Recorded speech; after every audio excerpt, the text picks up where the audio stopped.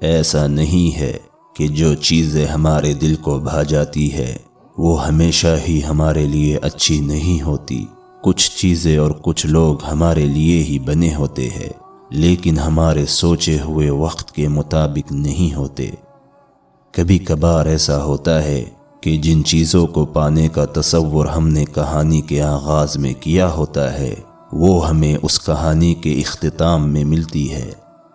انسان کی ہر اس چیز سے آزمائش کی جاتی ہے جو اس کو سب سے زیادہ پیاری ہوتی ہے، اور پھر کبھی کبھار بہت مختصر سا امتحان لے کر جزا یا سزا کا فیصلہ کر دیا جاتا ہے۔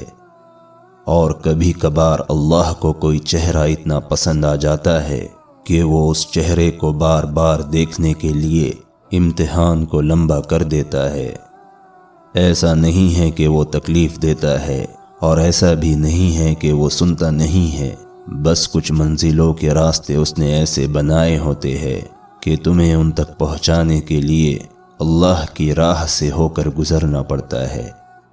تم سوچتے ہو کہ یہ تو میری پسند کی راہ نہیں ہے، لیکن تم یہ گمان بھی نہیں کر سکتے کہ اس راہ کے آخر پہ جو منزل ہے وہ تمہاری کتنی پسندیدہ ہے۔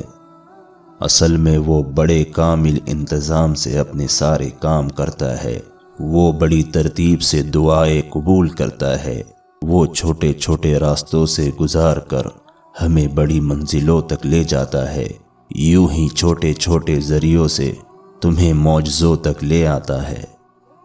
بس صبر کرو اور انتظار کرو۔ ملنے کا وقت مختلف ہو سکتا ہے پر ملنے والی چیزیں نہیں۔ وہ سارے معاملات کو بڑی نفاست سے سنوارتا ہے، اتنی نفاست سے کہ پھر کوئی یہ کہہ ہی نہیں سکتا کہ یہ چیزیں کسی زمانے میں بکھری ہوئی تھی۔ بڑا ہنرمند ہے میرا رب، نوازنے سے لے کر مطمئن کرنے تک سبھی ہنر اسے خوب آتے ہیں۔ جیسے وہ خود کامل ہے، بالکل ویسے ہی وہ اپنے کسی کام میں بھی غلطی کی گنجائش نہیں رکھتا۔ تمہیں تو خبر بھی نہیں ہے کہ اللہ تمہارے لیے کیسے کیسے ذریعے بناتا ہے۔ تمہیں جو آخری وسیلہ لگ رہا ہوتا ہے، اصل میں وہ تو اللہ کے وسیلوں کا آغاز ہوتا ہے، کیونکہ تم اس کی صلاحیتوں کا گمان بھی نہیں کر سکتے۔ تم یہ کبھی نہیں سمجھ سکتے کہ اس نے کن کن بہانوں سے تمہیں نوازنے کے منصوبے بنائے ہیں، اور کن کن راستوں سے اس نے تمہیں عطا کرنا ہے۔ اور اس کی سب سے بڑی دلیل تہجد ہے کہ اللہ نے یہ ایسی نماز بنائی ہے جس کا صلہ صرف اور صرف عطا ہے۔ وہ چاہتا تو تہجد بناتا ہی نہیں، لیکن اس نے تمہیں عطا کرنا تھا، اور اس نے ان عطاؤں کے لیے تہجد جیسا بہانہ بنا دیا۔ یہی خاصیت ہے ہمارے رب کی کہ وہ ہماری پسند ہم تک لانے سے کبھی بھی انکار نہیں کرتا۔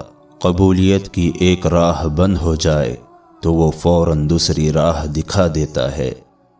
تو اگر تم بھی کسی ایسی ہی معجزوں کی راہ کی تلاش میں ہو تو وہ راہ تہجد ہے۔ تہجد وہ نماز ہے جس کے وجود کا مقصد ہی قبولیت ہے۔ یہی نماز ہے جو فرض نمازوں کے بعد ایسی واحد نماز ہے کہ جو اللہ سے کن کہلوانے کی طاقت رکھتی ہے۔ جو تمہیں دعاؤں سے نہ مل سکا، دیکھنا اللہ اسے تہجد کے ذریعے تم تک کھینچ لائے گا۔ تہجد تو بس بہانہ بنتی ہے، ورنہ کن کے فیصلے تو کیے جا چکے ہیں۔